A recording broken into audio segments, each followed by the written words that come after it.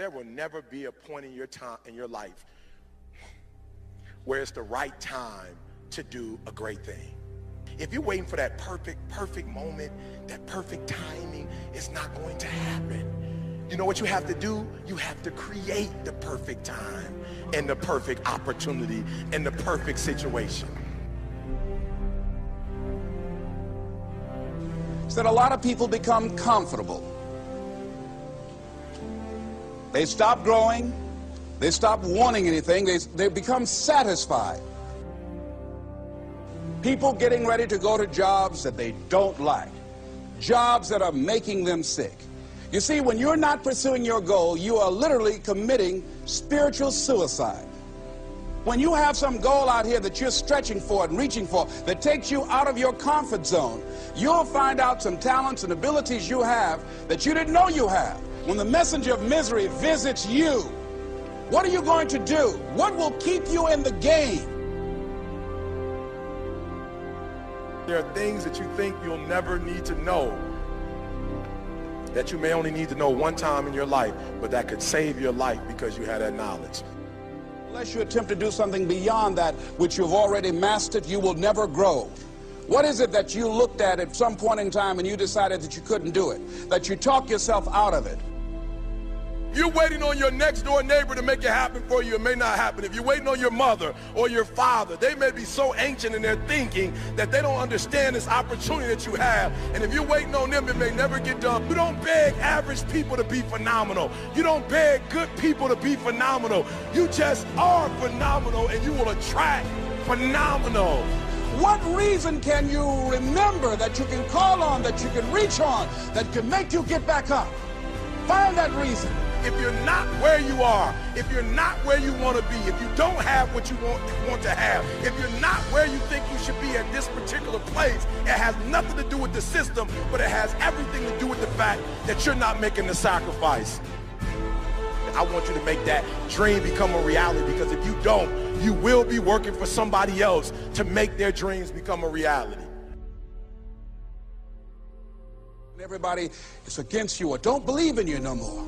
And let me tell you something, that's a lonely feeling. It's a lonely feeling, particularly people that you're doing it for. Most people take their greatness, take their ideas to the graveyard with them. Listen to me, if it was easy, everybody would do it. There are people right now who are working who don't want to work. There are people who hate their jobs, but they keep getting up to do it. The wealthiest place on the planet is the graveyard. Because in the graveyard we will find inventions that we never ever were exposed to. Ideas, dreams that never became reality.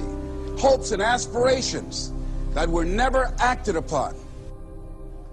Question is, what are you going to do with your time? What drives you? And greatness is a lot of small things done well. Day after day, workout after workout, obedience after obedience, day after day. When things don't work out for you, when things happen that you could not anticipate, what are the reasons that you can think of that can keep you strong? You will never, ever be successful until you turn your pain into greatness, until you allow your pain to push you from where you are to push you to where you need to be. Stop running from your pain and embrace your pain. Your pain is going to be a part of your prize, a part of your product. I challenge you to push yourself. See, it's easy to be on the bottom. It doesn't take any effort to be a loser. It doesn't take any motivation, any drive in order to stay down there on a low level. But it calls on everything in you. You have to harness your will to say, I'm going to challenge myself. I mean that what you did last week don't count. Today is the only important day. There are 86,400 seconds in a day, and how you use those are critical. You got 86,400 today, and what you do today is going to cement who you are. Nobody's going to talk about what you did last week. That the biggest enemy you have to deal with is yourself. There's an old African proverb that says, if there's no enemy within, the enemy outside can do us no harm. You have this opportunity of a lifetime. It means absolutely nothing if you don't take advantage of it in the lifetime of this opportunity. I got a saying that when life knocks you down, try and land on your back, because if you can look up, you can get up. If you want a thing bad enough to go out and fight for it, to work day and night for it, to give up your time, your peace, and your sleep for it, if all that you dream and scheme is about it, and life seems useless and worthless without it. See, it's time now. If you want to make this your decade, you've got to start saying yes to your life. You've got to start saying yes to your dreams, yes to your unfolding future, yes to your potential, as opposed to saying no. When you die, die on E. Leave no dream left behind, guys. Leave no opportunity left behind. When you leave this earth, accomplish every single thing you can accomplish.